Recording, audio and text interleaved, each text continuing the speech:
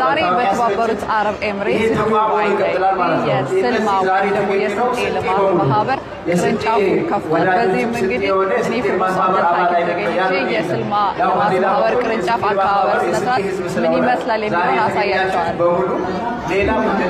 እንኳን ደህና መጣችሁ።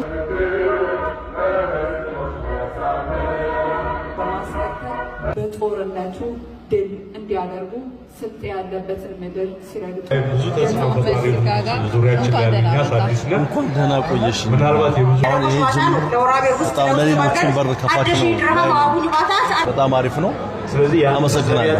እናመሰግናለን። ከቢል ዱባይ ላይ ያለው የዲያስፖራው አቀባበል ምን ይመስላል የሚለውና ከስልማ ልማት ማህበር ጋር በተያያዘ የተወሰነ መልእክት አስተላልፈን። እኔ አልጠበኩም። በነገራችን ላይ ይሄን አልገመትኩም። በርግጥ የልጆቹ ወኔ ተነሳሽነታቸው በተለይ ለማህበረሰባቸው ያላቸው እጅግ ሰፋ ያለ አመለካከት በጣም ድንቅ ነው። ነገር ግን ይሄን